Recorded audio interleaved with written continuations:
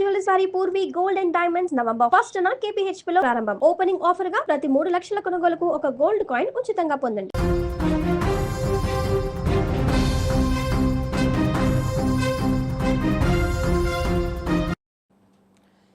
Chevella bus ప్రమాదంలో ఆ కుటుంబంలో అంతులేని విషాదాన్ని నింపింది. చాలామంది కుటుంబాలలో తీరని శోకాన్ని మిగిల్చింది, కానీ ఒక కుటుంబానికి మాత్రం తీరని ఆవేదనను మిగిల్చింది.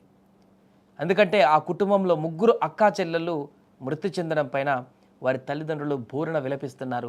ఆ గ్రామం మొత్తం కూడా తీవ్ర ఆవేదన వ్యక్తం చేస్తుంది. ఒకే కుటుంబంలోని 3 ఆడపిల్లలు చేతికొచ్చినటువంటి యువతులు మరణించడం ఎవరు కూడా జీర్ణించుకోలేకపోతున్నారు. 3 అక్కా చెల్లెళ్ళ అంత్యక్రియలు కూడా పూర్తయిపోయాయి. అంత్యక్రియలు, అయ్యో దేవుడా ఎంత పని చేశావయ్యా, నా పిల్లలు లేకుండా నేను బ్రతికేదేలా, నా పిల్లల్ని నాకు ఇవ్వండి అయ్యా అంటూ వారి తల్లి చేస్తున్నటువంటి ఆవేదన, అక్కడ రోదనలు మిగతా కుటుంబీకులను కానీ గ్రామస్తులను కానీ అంత్యక్రియలో పాల్గొన్నటువంటి ప్రతి ఒక్కరిని హృదయాన్ని కలిచివేసింది.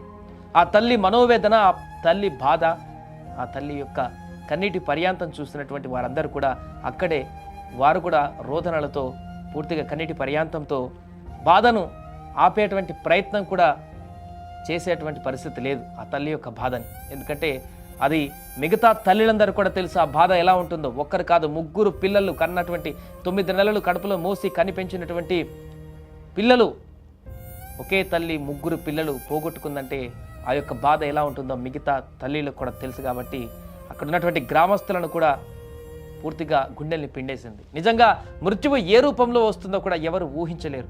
ఒక 5 నిమిషాల ఆలస్యం ఆ 3 అక్కా చెల్లెళ్ళ జీవితాలను నడి రోడ్డుపైనే చిదిమేసింది. తాజాగా ఈ యొక్క ఘటనలో మరొక అంశం బయటికి రావడం జరిగింది. ఒక్క 5 నిమిషాలు ఆలస్యం కనుక కాకపోతే ఈ 3 ఆడపిల్లలు యువతులు ఈరోజు మన ముందు ఉండేవారు. ఆ కుటుంబంలో వారితో పాటు సంతోషంగా ఉండేటువంటి పరిస్థితి ఉండేది. వారు కనుక అనుకున్నటువంటి సమయానికి రైలు ఎక్కి ఉంటే ముందుగా రైల్లో ప్రయాణం చేద్దాం అనుకున్నారంట, బస్ కంటే ముందు తాండూరు నుంచి. బహుశా ఈరోజు వారి ముఖాలలో నవ్వులు ఉండేవేమో. కాలేజీకి వెళ్ళి రోజులాగానే ఆ కాలేజీలో క్లాసులు వింటుంటూ స్నేహితులతో కాలక్షేపం చేస్తూ సాయంత్రం వేళ తల్లిదండ్రులతో ఫోన్లో మాట్లాడుతూ కబుర్లు చెప్పుకునేవారు. మృత్యువు ఎప్పుడు ఎటు నుంచి వస్తుందో ఎవరు ఊహించలేరు. ఇప్పుడు ఈ 3 అక్కా చెల్లెల జీవితాలను కూడా చిదిమేసింది ఇదే మృత్యువు. నిన్న ట్రైన్లో హైదరాబాద్కు రావాల్సినటువంటి ఈ 3 ట్రైన్ మిస్ కావడంతో, ఒక్క 5 నిమిషాల ఆలస్యం కారణంగా ట్రైన్ మిస్ కావడంతో బస్ ఎక్కారు. అదే తమ పాలిట యమపాశం అవుతుందని ఊహించలేకపోయారు. 5 నిమిషాల ఆలస్యం వారి జీవితాలనే చీకటిగా మార్చేసింది. ఈ పరీక్ష ఉందని చెప్పడంతో ఎల్లయ్య గౌడ్ 3 కూతుళ్లను ఉదయాన్నే ట్రైన్ ఎక్కించడానికి వెళ్ళాడు. ముందు రోజు చెప్పారు, ఉదయాన్నే పరీక్ష ఉంది, మేము వెళ్ళాలని చెప్పేసి.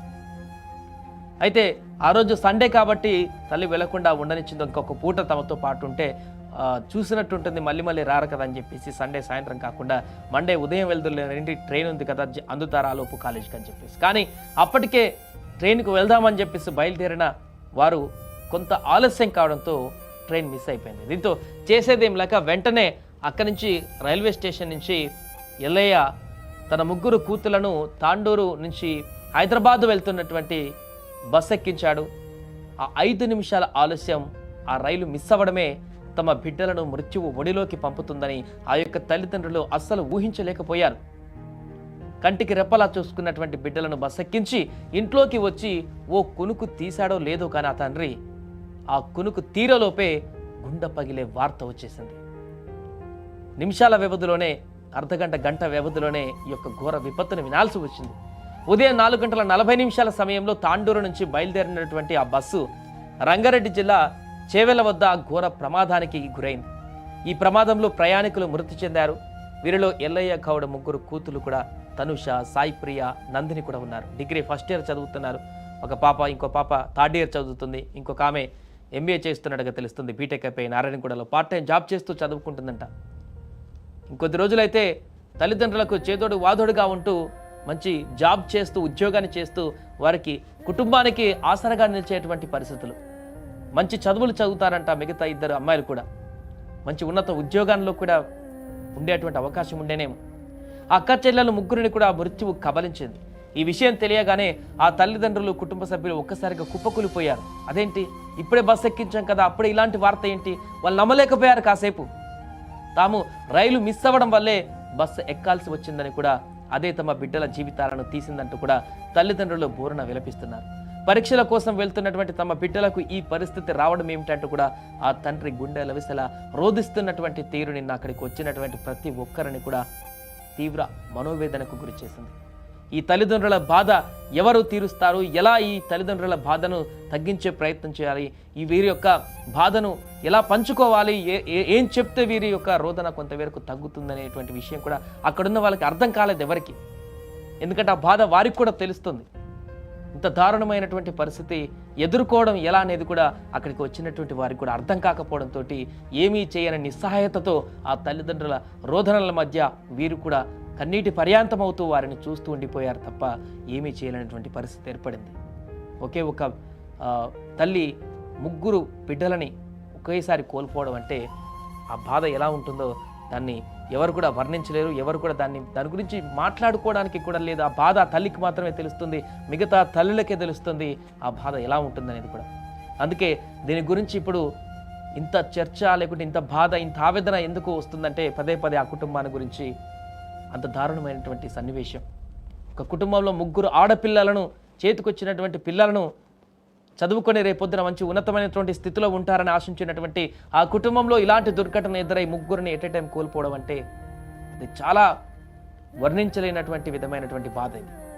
అందుకే ఒక్క 5 నిమిషాలు కనుక లేట్ వెళ్ళకపోతే, ఆ ట్రైన్ ఎక్కుంటే మేబీ ఈ ప్రమాదం నుంచి తప్పించుకునేవారేమో.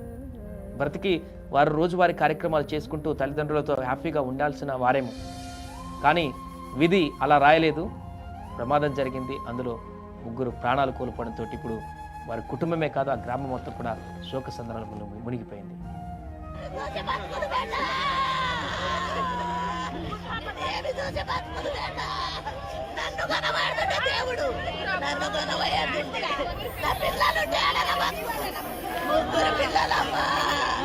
ముగ్గురు పిల్లల